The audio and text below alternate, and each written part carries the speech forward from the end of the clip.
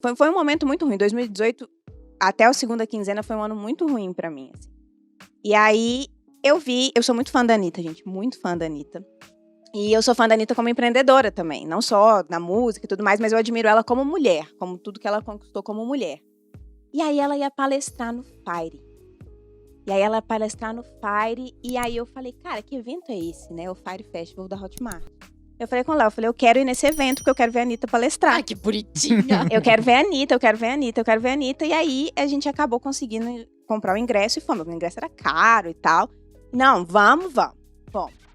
Aí na hora que a gente chegou lá, era assim, um outro mundo. A gente não tinha noção de nada. As pessoas perguntavam pra gente assim, qual é o seu produto?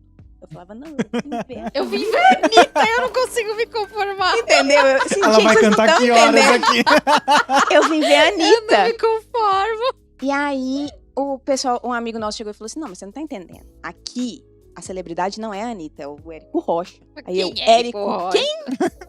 E assim, eu vou ser muito sincera, eu amo a Anitta, mas a última palestra que eu me lembro do Fire foi a palestra da Anitta. A primeira palestra foi do Mário Vergara.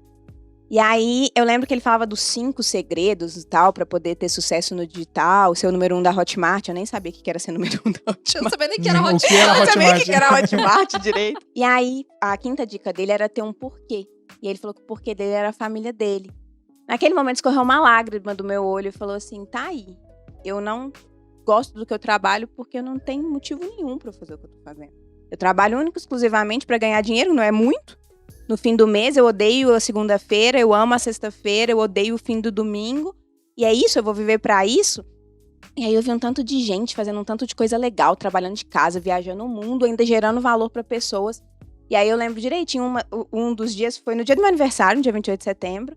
E aí eu e o Léo saímos de lá, sentamos na frente um do outro assim. O que a gente tá fazendo da nossa vida? E aí é aquela coisa, sem ver o mundo, você não consegue desver. Essa é o clichê do digital aí. Não dava mais pra pagar aquilo ali das nossas vidas. E aí foi um momento que a gente acabou indo pra uma masterclass do Érico Rocha, acabamos comprando fórmula de lançamento.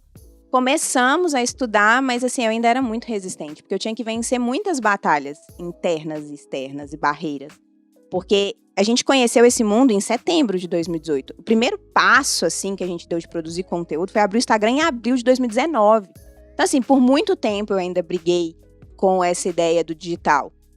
E aí, só que é aquela coisa, assim, o que eu falei no início, da própria LGPD. Se eu não tentasse, eu nunca ia me perdoar. Eu nunca saberia o que poderia ter sido. Mas essa briga que você fala pra entrar, essa barreira que você tinha pra entrar no Instagram, qual era o principal motivo? Era a rejeição das pessoas que hoje a grande maioria fala, vamos me criticar, vamos chamar de blogueira, etc. Ou era a restrição por ser uma advogada e estar numa rede social? A gente sabe que tem essa ética por ser advogado pra entrar. Então assim, qual que era a sua barreira principal aí? Olha, tinha muita ideia da minha privacidade, eu sempre fui uma pessoa muito reservada. Eu nunca gostei das pessoas querendo saber coisa da minha vida que eu não quisesse mostrar. Então, tinha esse primeiro ponto. O segundo ponto era o da crítica, do julgamento, principalmente pela área jurídica. A área jurídica, gente, ela é muito chata. Eu podia encontrar outra palavra, mas o chata é a que mais define, assim. As pessoas julgam as outras num nível e é aquela coisa, assim, tem toda uma formalidade que precisa ter, que você é treinado 5 anos numa faculdade de entender que aquilo ali é obrigatório, que você não pode sair daquilo ali. E eu tava num momento que eu iria romper todos os padrões. Então eu tinha um medo do julgamento, um medo de dar errado e não ter pra onde voltar. Então assim, se der problema, se não der certo, será que aí alguém vai me querer me contratar como advogado? Vai falar, não, era aquela blogueirinha que produzia conteúdo. Então assim, era muita coisa na minha cabeça. E eu não sou boa o suficiente. Quem sou eu pra falar de alguma coisa? Eu não tenho resultado nenhum, eu não sou nada. Eu me jogava muito numa posição de não ser uma pessoa que poderia ser referência pra alguma pessoa. Até que eu entendi que você ser autoridade pra alguém não é você ter chegado no topo. Eu brinco, eu tenho uma analogia da escada. Não é você chegar lá no último andar.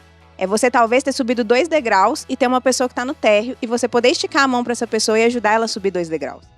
Então, assim, eu passei... Quando eu comecei a entender isso, Aí começou a cair um pouco essa barreira do não sou boa o suficiente. E aí, em paralelo a isso, eu acabei deixando meu emprego assim, bem assim. E o que aconteceu? Eu fui demitida. Obviamente. Claramente, Fui né? demitida. E aí, é aquela coisa, você ser demitida, você ter uma demissão nas suas costas, é realmente você não é boa. Porque se você fosse boa, você não teria sido demitida.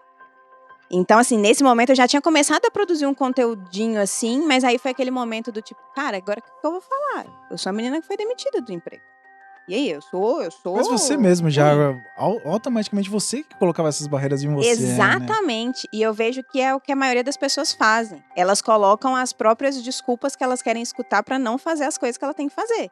No início, o Léo chegava assim pra mim, não, vamos gravar. Eu não, eu preciso de um celular melhor. Tudo eu precisava, sabe? Nada era bom o suficiente pra eu começar. Tudo um bando de desculpinha. Inclusive você, né? Você não se achava bom. Exatamente, eu não me achava bom. Os primeiros vídeos, eu morava num apartamento muito pequeno mesmo. Eu falava com o Léo pra colocar o fone no ouvido, ficar na sala, eu fechava a porta, eu fechava tudo e falava, se chegar perto da porta, comigo gravando, você vai ver comigo, não vai rolar.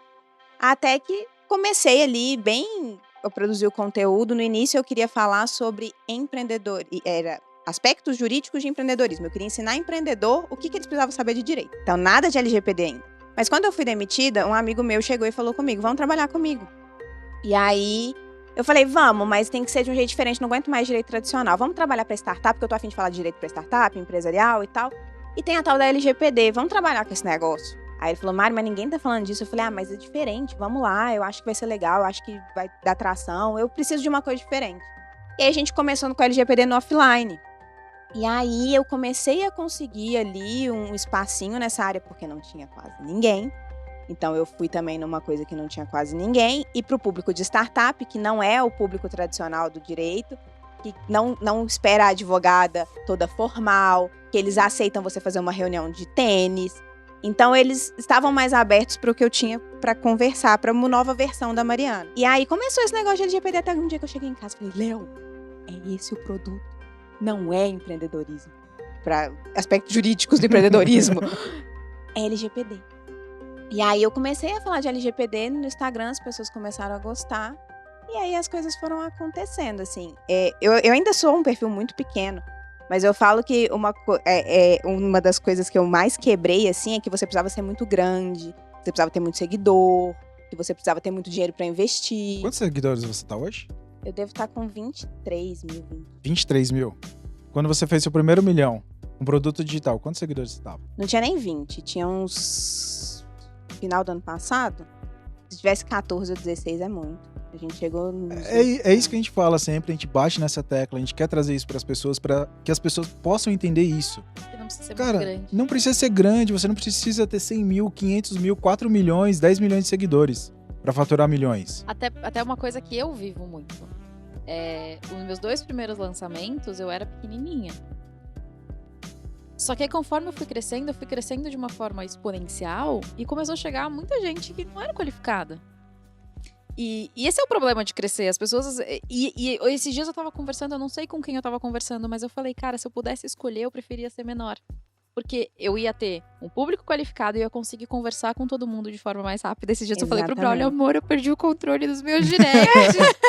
É consequência, você vai crescendo, você vai evoluindo, você vai tendo autoridade, mais pessoas vão te buscar e, consecutivamente, você não vai conseguir atender todo mundo, isso é normal. Mas é bom você saber que você é pequena, porque você dá atenção pras pessoas quando você é pequena, você valoriza. Exatamente. E assim, eu nunca imaginei que o famoso 6 em 7, né, ou 100 mil reais ou mais, iriam vir, veio no nosso 4º lançamento e eu tinha 6 mil seguidores.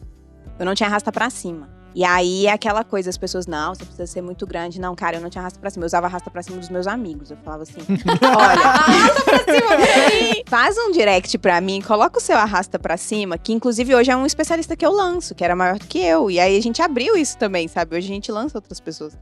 E eu falava, por favor, será que você pode dar o seu arrasta pra cima pra mim? Porque eu não tenho, tinha que ficar toda hora, link na bio, link na bio, link na bio. Né? É triste, gente. Mas assim, Mas é possível. É possível, e foi o primeiro nosso lançamento, foi abril, logo depois do março da pandemia, assim, que a gente fez os 100 mil. e investindo 5 mil reais. Porque a gente desceu o investimento com medo da pandemia. Falou, vamos segurar a caixa, a gente ainda não tinha muito caixa. E fez os primeiros 100 mil assim. E aí a gente falou, cara, o negócio tá certo. Achamos Mas a gente mina de ouro acreditou, aqui. mas a gente acreditou desde o início, sabe? Em nenhum momento eu acho que a gente pensou em desistir por completo ou falar assim, isso não vai dar certo.